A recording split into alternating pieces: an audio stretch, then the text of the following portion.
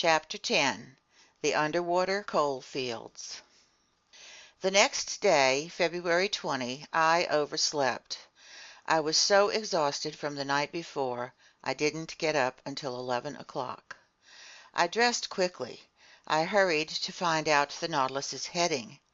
The instruments indicated that it was running southward at a speed of 20 miles per hour and a depth of 100 meters. Conseil entered. I described our nocturnal excursion to him, and since the panels were open, he could still catch a glimpse of this submerged continent. In fact, the Nautilus was skimming only 10 meters over the soil of these Atlantis plains. The ship scudded along like an air balloon borne by the wind over some prairie on land. But it would be more accurate to say that we sat in the lounge as if we were riding in a coach on an express train. As for the foregrounds passing before our eyes, they were fantastically carved rocks, forests of trees that had crossed over from the vegetable kingdom into the mineral kingdom, their motionless silhouettes sprawling beneath the waves. There also were stony masses buried beneath carpets of Oxidia and sea anemone, bristling with long vertical water plants, then strangely contoured blocks of lava that testified to all the fury of those plutonic developments. While this bizarre scenery was glittering under our electric beams, I told Conseil the story of the Atlanteans, who had inspired the old French scientist Jean Bailly to write so many entertaining, albeit utterly fictitious pages. Editor's note: Bailly believed that Atlantis was located at the North Pole. I told the lad about the wars of these heroic people. I discussed the question of Atlantis with the fervor of a man who no longer had any doubts. But Conseil was so distracted he barely heard me, and his lack of interest in any commentary on this historical topic was soon explained. In essence, numerous fish had caught his eye, and when fish pass by, Conseil vanishes into his world of classifying and leaves real life behind, in which case I could only tag along and resume our ichthyological research. Even so, these Atlantic fish were not noticeably different from those we had observed earlier. There were rays of gigantic size, 5 meters long, and with muscles so powerful they could leap above the waves. Sharks of various species, including a 15-foot glaucous shark with sharp triangular teeth and so transparent it was almost invisible amid the waters. Brown lantern sharks, prism-shaped humanton sharks armored with protuberant hides, sturgeons resembling their relatives in the Mediterranean, trumpet-snouted pipefish 1.5 feet long, yellowish-brown with small gray fins and no teeth or tongue, unreeling like slim, supple snakes. Among bony fish, Conseil noticed some blackish marlin 3 meters long, with a sharp sword jutting from the upper jaw. Bright-colored weavers known in Aristotle's day as sea dragons, and whose dorsal stingers make them quite dangerous to pick up. Then dolphin fish with brown backs, striped in blue and edged in gold, handsome dorados, moon-like ophas that look like azure discs but which the sun's rays turn into spots of silver. Finally, 8-meter swordfish from the genus Xiphaeus, swimming in schools, sporting yellowish sickle-shaped fins and 6-foot broadswords, stalwart animals, plant-eaters rather than fish-eaters, obeying the tiniest signals from their females like hen-pecked husbands. But while observing these different species of marine fauna, I didn't stop examining the long plains of Atlantis. Sometimes an unpredictable irregularity in the seafloor would force the Nautilus to slow down, and then it would glide into the narrow channels between the hills with a cetacean's dexterity. If the labyrinth became hopelessly tangled, the submersible would rise above it like an airship, and after clearing the obstacle, it would resume its speedy course just a few meters above the ocean floor. It was an enjoyable and impressive way of navigating that did indeed recall the maneuvers of an airship ride, with the major difference that the Nautilus faithfully obeyed the hands of its helmsman.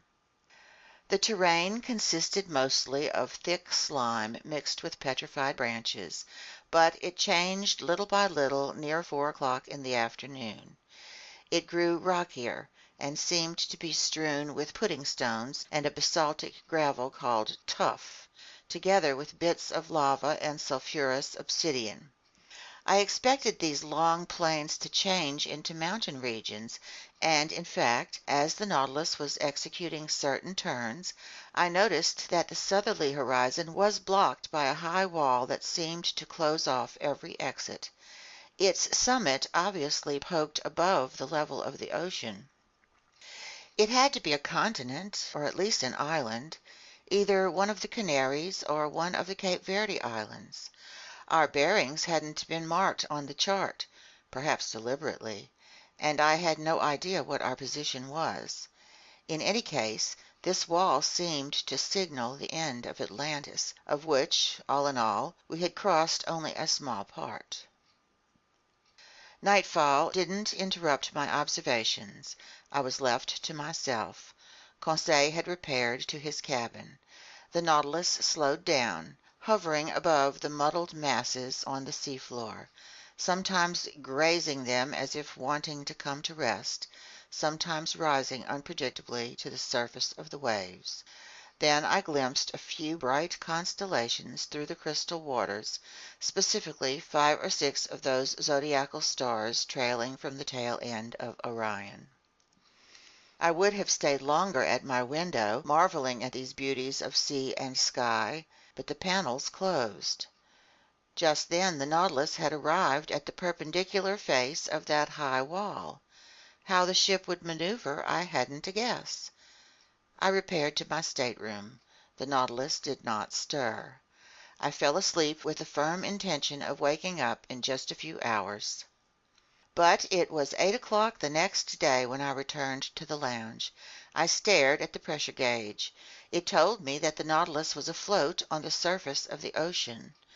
Furthermore, I heard the sound of footsteps on the platform, yet there were no rolling movements to indicate the presence of waves undulating above me. I climbed as far as the hatch. It was open. But instead of the broad daylight I was expecting, I found that I was surrounded by total darkness. Where were we? Had I been mistaken? Was it still night? No, not one star was twinkling, and nighttime is never so utterly black. I wasn't sure what to think when a voice said to me, "Is that you, Professor?" "Ah, Captain Nemo," I replied. "Where are we?" "Underground, Professor." "Underground!" I exclaimed. "And the Nautilus is still floating?" "It always floats." "But I don't understand." "Wait a little while. Our beacon is about to go on, and if you want some light on the subject, you'll be satisfied." I set foot on the platform and waited. The darkness was so profound I couldn't see even Captain Nemo. However, looking at the zenith directly overhead, I thought I caught sight of a feeble glimmer, a sort of twilight filtering through a circular hole. Just then the beacon suddenly went on, and its intense brightness made that hazy light vanish. This stream of electricity dazzled my eyes, and after momentarily shutting them, I looked around. The Nautilus was stationary. It was floating next to an embankment shaped like a wharf. As for the water now buoying the ship, it was a lake, completely encircled by an inner wall about 2 miles in diameter, hence 6 miles around. Its level, as indicated by the pressure gauge, would be the same as the outside level, because some connection had to exist between this lake and the sea. Slanting inward over their base, these high walls converged to form a vault shaped like an immense upside-down funnel that measured 500 or 600 meters in height. At its summit there gaped the circular opening through which I had detected that faint glimmer, obviously daylight. Before more carefully examining the interior features of this enormous cavern, and before deciding if it was the work of nature or humankind, I went over to Captain Nemo. "Where are we?" I said. "In the very heart of an extinct volcano," the captain answered me. "A volcano whose interior was invaded by the sea after some convulsion in the earth. While you were sleeping, Professor, the Nautilus entered this lagoon through a natural channel that opens 10 meters below the surface of the ocean. This is our home port, secure, convenient, secret, and sheltered against winds from any direction. Along the coasts of your continents or islands, show me any offshore mooring that can equal this safe refuge for withstanding the fury of hurricanes." "Indeed," I replied. "Here you're in perfect safety, Captain Nemo. Who could reach you in the heart of a volcano? But don't I see an opening at its summit?" "Yes, it's a crater formerly filled with lava, steam, and flames, but which now lets in this life-giving air we're breathing." "But which volcanic mountain is this?" I asked. "It's one of the many islets with which this sea is strewn. For ships, a mere reef; for us, an immense cavern. I discovered it by chance, and chance served me well." "But couldn't someone enter through the mouth of its crater?" "No more than I could exit through it. You can climb about 100 feet up the inner base of this mountain, but then the walls overhang. They lean too far in to be scaled." "I can see, Captain, that nature is your obedient servant, any time or any place. You're safe on this lake, and nobody else can visit its waters. But what's the purpose of this refuge? The Nautilus doesn't need a harbor." "No, Professor, but it needs electricity to run, batteries to generate its electricity, sodium to feed its batteries, coal to make its sodium, and coal fields from which to dig its coal. Now then, right at this spot the sea covers entire forests that sank under water in prehistoric times. Today, turned to stone, transformed into carbon fuel, they offer me inexhaustible coal mines." "So, Captain, your men practice the trade of miners here?" "Precisely. These mines extend under the waves like the coal fields at Newcastle. Here, dressed in diving suits, pick and mattock in hand, my men go out and dig this carbon fuel for which I don't need a single mine on land. When I burn this combustible to produce sodium, the smoke escaping from the mountain's crater gives it the appearance of a still active volcano." "And will we see your companions at work?" "No, at least not this time, because I'm eager to continue our underwater tour of the world. Accordingly, I'll rest content with drawing on my reserve stock of sodium. We'll stay here long enough to load it on board, in other words, a single workday, then we'll resume our voyage. So, Professor Aronnax, if you'd like to explore this cavern and circle its lagoon, seize the day." I thanked the captain and went to look for my two companions, who hadn't yet left their cabin. I invited them to follow me, not telling them where we were. They climbed onto the platform. Conseil, whom nothing could startle, saw it as a perfectly natural thing to fall asleep under the waves and wake up under a mountain. But Ned Land had no idea in his head other than to see if this cavern offered some way out. After breakfast, near 10 o'clock, we went down onto the embankment. "So here we are, back on shore," Conseil said. "I hardly call this shore," the Canadian replied. "And besides, we aren't on it, but under it." A sandy beach unfolded before us, measuring 500 feet at its widest point between the waters of the lake and the foot of the mountain's walls. Via this strand you could easily circle the lake. But the base of these high walls consisted of broken soil over which there lay picturesque piles of volcanic blocks and enormous pumice stones. All these crumbling masses were covered with an enamel polished by the action of underground fires, and they glistened under the stream of electric light from our beacon. Stirred up by our footsteps, the mica-rich dust on this beach flew into the air like a cloud of sparks. The ground rose appreciably as it moved away from the sand flats by the waves, and we soon arrived at some long, winding gradients, genuinely steep paths that allowed us to climb little by little. But we had to tread cautiously in the midst of pudding stones that weren't cemented together, and our feet kept skidding on glassy trachyte made of feldspar and quartz crystals. The volcanic nature of this enormous pit was apparent all around us. I ventured to comment on it to my companions. "Can you picture," I asked them, "what this funnel must have been like when it was filled with boiling lava, and the level of that incandescent liquid rose right to the mountain's mouth like cast iron up the insides of a furnace?" "I can picture it perfectly," Conseil replied.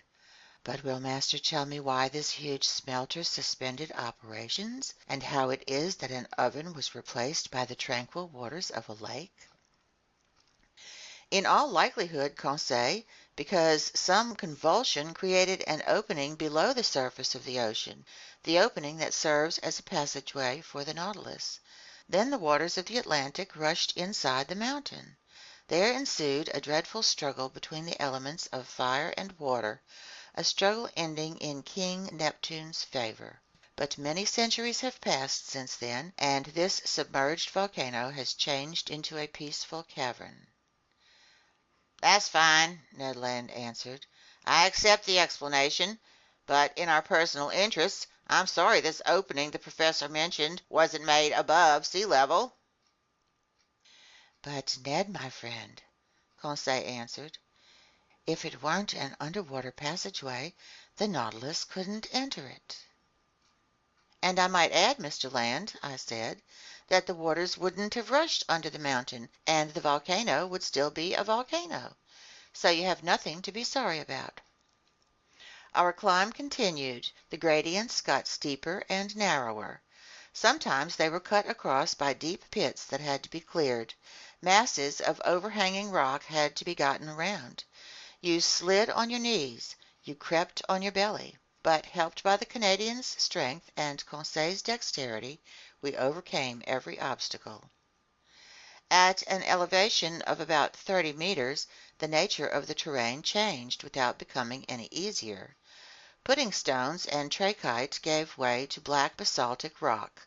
Here, lying in slabs all swollen with blisters, there, shaped like actual prisms and arranged into a series of columns that supported the springings of this immense vault, a wonderful sample of natural architecture. Then, among this basaltic rock, there snaked long, hardened lava flows, inlaid with veins of bituminous coal, and in places covered by wide carpets of sulfur. The sunshine coming through the crater had grown stronger, shedding a hazy light over all the volcanic waste forever buried in the hearts of this extinct mountain. But when we had ascended to an elevation of about 250 feet, we were stopped by insurmountable obstacles. The converging inside walls changed into overhangs, and our climb into a circular stroll. At this topmost level the vegetable kingdom began to challenge the mineral kingdom. Shrubs, and even a few trees, emerged from crevices in the walls.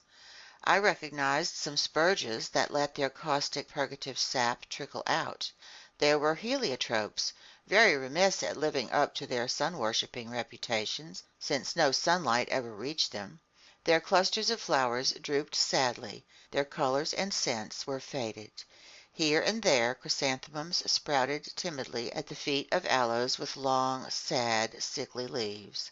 But between these lava flows I spotted little violets that still gave off a subtle fragrance, and I confess that I inhaled it with delight. The soul of a flower is its scent, and those splendid water plants, flowers of the sea, have no souls. We had arrived at the foot of a sturdy clump of dragon trees, which were splitting the rocks with exertions of their muscular roots, when Ned Land exclaimed, "Oh, sir! A hive!" "A hive?" I answered, with a gesture of utter disbelief. "Yes, a hive," the Canadian repeated, "with bees buzzing around." I went closer and was forced to recognize the obvious. At the mouth of a hole cut in the trunk of a dragon tree there swarmed thousands of these ingenious insects so common to all the Canary Islands, where their output is especially prized. Naturally enough, the Canadian wanted to lay in a supply of honey, and it would have been ill-mannered of me to say no. He mixed sulphur with some dry leaves, set them on fire with a spark from his tinder box, and proceeded to smoke the bees out. Little by little the buzzing died down, and the disemboweled hive yielded several pounds of sweet honey. Ned Land stuffed his haversack with it. "When I've mixed this honey with our breadfruit batter," he told us, "I'll be ready to serve you a delectable piece of cake." "But of course," Conseil put in, "it will be gingerbread." "I'm all for gingerbread," I said, "but let's resume this fascinating stroll." At certain turns in the trail we were going along, the lake appeared in its full expanse. The ship's beacon lit up that whole placid surface, which experienced neither ripples nor undulations. The Nautilus lay perfectly still. On its platform and on the embankment, crewmen were bustling around, black shadows that stood out clearly in the midst of the luminous air. Just then we went around the highest ridge of these rocky foothills that supported the vault. Then I saw that bees weren't the animal kingdom's only representatives inside this volcano. Here and in the shadows, birds of prey soared and whirled, flying away from nests perched on tips of rocks. There were sparrowhawks with white bellies, and screeching kestrels. With all the speed their stilt-like legs could muster, fine fat bustards scampered over the slopes. I'll let the reader decide whether the Canadian's appetite was aroused by the sight of this tasty game, and whether he regretted having no rifle in his hands. He tried to make stones do the work of bullets, and after several fruitless attempts, he managed to wound one of these magnificent bustards.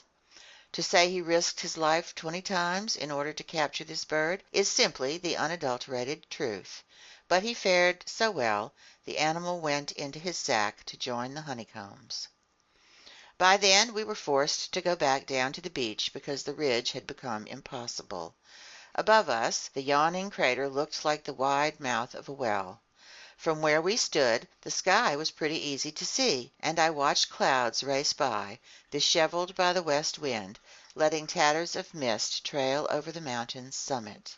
Proof positive that those clouds kept at a moderate altitude, because this volcano didn't rise more than 1,800 feet above the level of the ocean. Half an hour after the Canadian's latest exploits, we were back on the inner beach. There the local flora was represented by a wide carpet of samphire, a small umbelliferous plant that keeps quite nicely, which also boasts the names glasswort, saxifrage, and sea fennel. Conseil picked a couple bunches.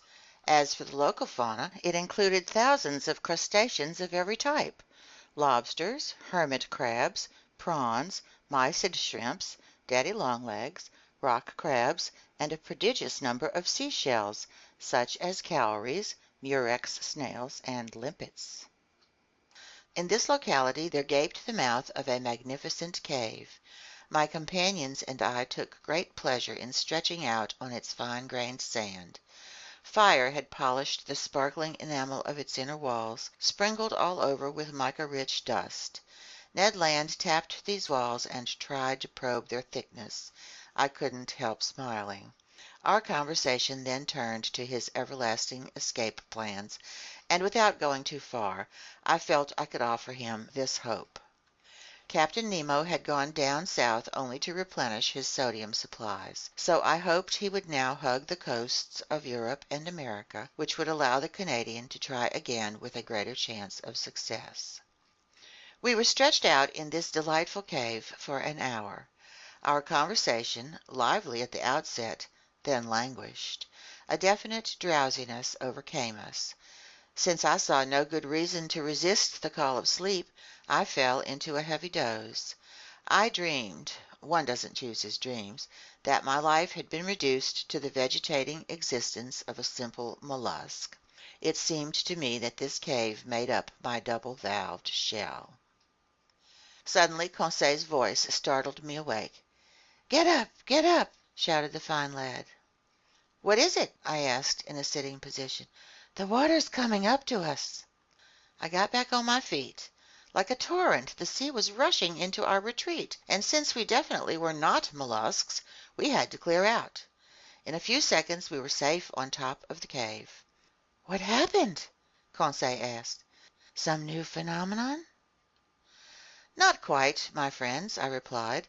It was the tide, merely the tide, which well nigh caught us by surprise, just as it did Sir Walter Scott's hero. The ocean outside is rising, and by a perfectly natural law of balance, the level of this lake is also rising. We've gotten off with a mild dunking. Let's go change clothes on the Nautilus. 3/4 of an hour later, we had completed our circular stroll and were back on board. Just then the crewmen finished loading the sodium supplies, and the Nautilus could have departed immediately. But Captain Nemo gave no orders. Would he wait for nightfall and exit through his underwater passageway in secrecy? Perhaps. Be that as it may, by the next day the Nautilus had left its home port and was navigating well out from any shore a few meters beneath the waves of the Atlantic. End of Part 2, Chapter 10.